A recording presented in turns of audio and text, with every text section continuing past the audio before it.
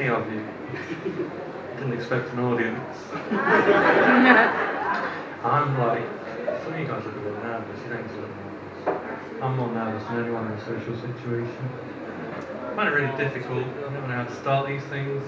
Ask for advice, these guys give some good advice. They said start with the classic, ask someone their name, what they do for a living. I'm not good at interaction with people. They said, just start with it. I said, okay, what? So they say their name's Phil, and then they say they're a lion tamer, and I say, oh, that's good. So when you get paid at the end of the month, do you take the lion's share, or does he get to keep it? And they said, yeah, don't do that. So it's not the kind of thing I do. What's your name, chap? Phil. That's, are you a lion tamer? Is your name really Phil? No, okay, what's your name? Chris. Someone's coming in for the laughs. Chris, what do you think is your specialist subject in Mastermind? Yeah. Don't worry about it, I threw you because I made that up. I was going to ask you your job, but you tried to get in and have a laugh, so I thought. My specialist subject, I think, would be the Bristol stool chart. Because I know a lot about that shit. That's a medical joke. Chris, I wonder if you can help me. Chris, everybody.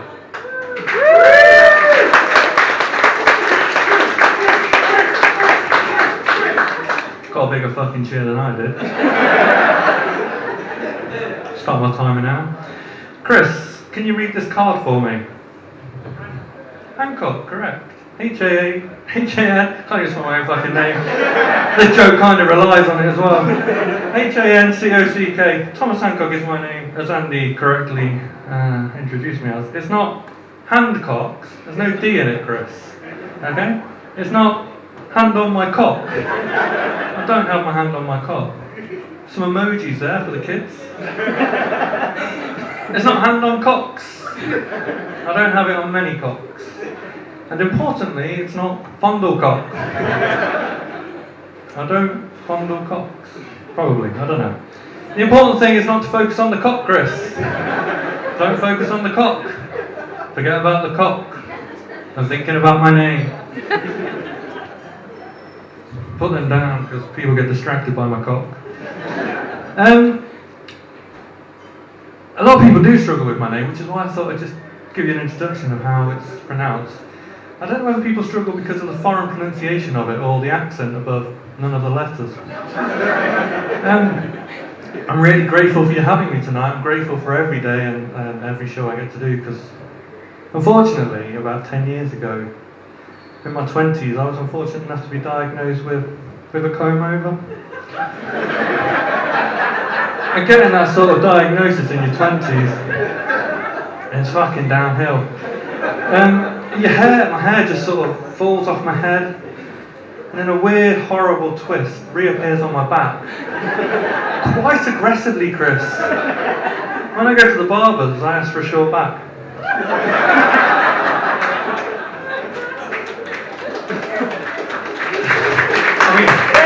Thank you.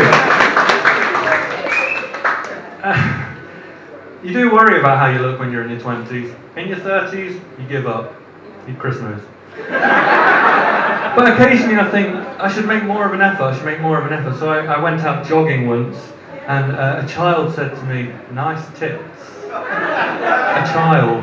I looked down. I thought, yeah, he's right. I've got the body I want, so I gave up jogging. Another thing about me, because this whole show's about me, I took a poetry. I thought I'd write a poem. So I spent the last few weeks writing a poem. And I'm going to do it tonight for the first time ever, unless you've seen me before. The first time ever I'm going to do this joke. So here we go. A raven flew up to the window. Tap, tap, tap. My dad's doing DIY again. I never said it was a good poem. I just said poem.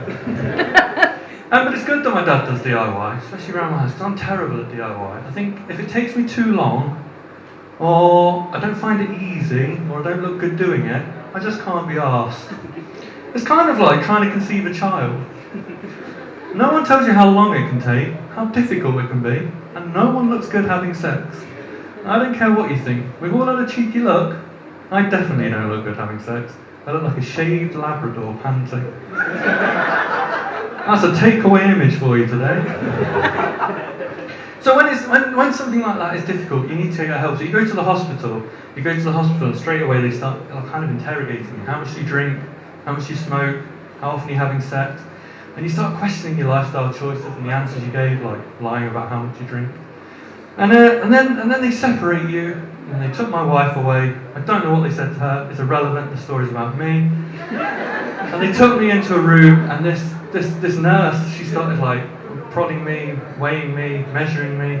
It's a bit like when you go to the tailor to get measured for a suit, except for the tailor doesn't say to you at the end of it, if you're too fat, you might not be able to have a suit.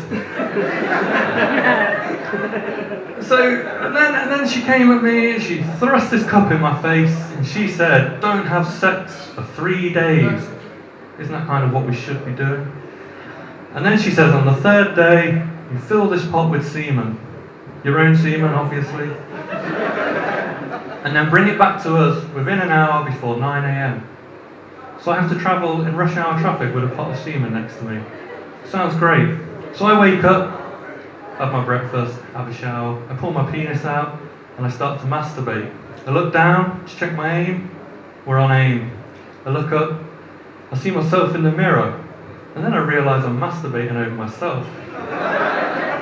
And then I notice my penis is going soft. My own penis isn't turned on by me. How's my wife going to be turned on by me? And that's when it occurs to me, we're going to have to get someone in.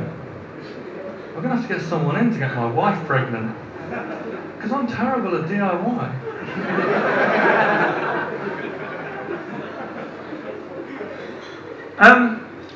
I've done things I'm not proud of. Chris, have you? We don't need to go into it, but have you ever scratched your bottom and had a quick sniff? You have, come on. I did it once. And for some reason, I decided to bring my hand up and my head down at the same time. I don't know if it's because I was doing two things, but I didn't stop. Just wiped my face. I had the smell of my bum all day. It was horrendous. But that's not the lowest point of my life. It's not the lowest point, Chris. Once, when I was well hungry, nothing in the house, I made myself a pom bear and mayonnaise wrap. The lowest point of my life. But with the lows, you get highs, don't you? You get highs. Highest point of my life, Chris. Eating a pom bear and mayonnaise wrap. It's been downhill since then, I can assure you. I think the reason I get so low and upset and low, I'll just say it again, is because I've always been below average. Below average. I've got an IQ of less than 90. I earn far less than 30 grand a year. I'm not called Joe. And I only swallow about 6 spiders a year in my sleep. And growing up being below average with 2 such intelligent sisters, it drove me mad, so I used to pick on them, pull their hair, throw sand in their face, break their Barbies. And after one particular bad session, my mum took me to the side, she said, Thomas, don't be mean. I said, I'm not, I'm below average.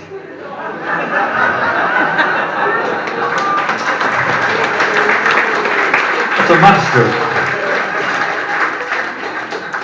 When I was at school, me and my friends, we were into prison lingo. Around the same time, we had a high school teacher called Mr. Armitage. We were terrified of this guy, because every time we went to the toilet, it said, Armitage Shanks. It's a toilet joke. I was out walking the other day, and a chap said to me, morning. I said, no, why, who's died? That's a terrible joke, shame on you all for laughing at it.